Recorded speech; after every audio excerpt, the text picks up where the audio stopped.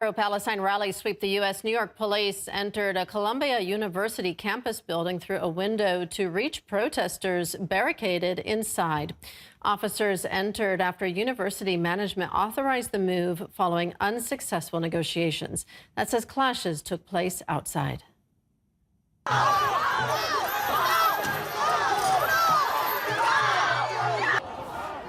Law enforcement also blocked all approaches to the university and reportedly made dozens of arrests at the scene.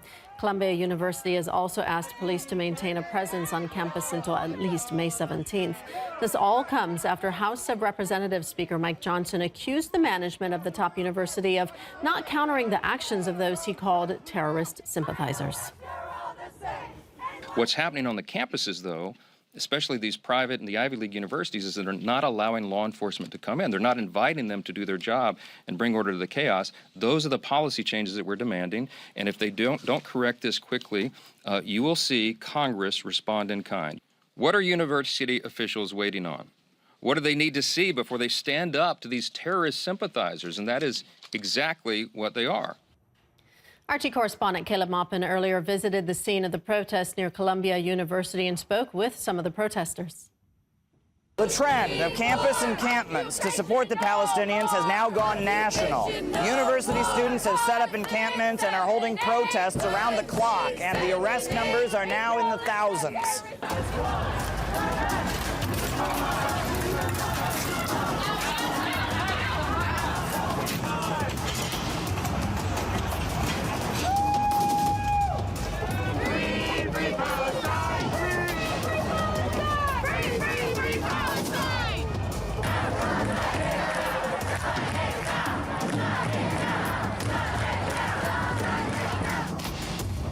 Now, we've been covering the situation here at Columbia from the beginning, but it recently got much more intense. At this point, padlocks have been placed on all the campus doors, and we have students that are still inside who not only have their encampment, but they've taken over a campus building called Hamilton Hall. Now, they are anticipating a pending arrest at the hands of the New York City Police Department, and a number of students have already been suspended. U.S. lawmakers now say they want anti-Semitism monitors dispatched to universities around the country. They perceive the protesters as somehow menacing Jewish students. Campus anti-Semitism is at an all-time high, and American universities are not capable of handling it when left to their own devices.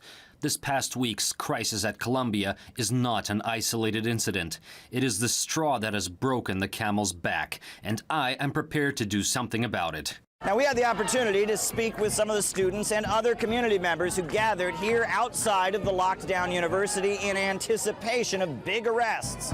At the end of the day, social media is expressing reality. Politicians can get on camera, they can get on TV, and they can speak to us, and they can try to lie to our faces about certain things.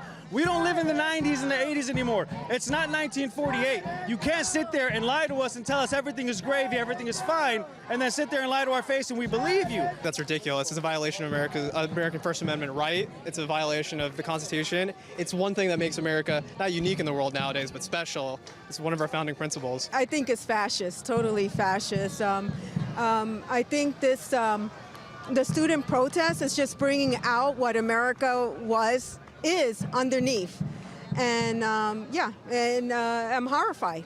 I'm horrified. Many voices in mainstream media simply do not view these protests as legitimate. They say this is not what freedom of speech and the American Constitution is intended to protect. College student encampments are spreading and serve as a blatant illustration of the immaturity of this entitled generation of college students. Now, support for the students amid the crackdown has been widespread, with religious groups, community organizations, and civil liberties watchdogs all saying these students have the right to continue their protest. We commend the students who are exercising their right to protest peacefully, despite an overwhelming atmosphere of pressure, intimidation, and retaliation, to raise awareness about Israel's assault on Gaza with the U.S. weapons and funding. It's not just the United States. The trend of protests is going global. Canada and even European countries are now seeing encampments set up on university campuses to support Gaza. One has to wonder if this will have any impact on U.S. officials and their continued policy of what appears to be unconditional backing of Israel.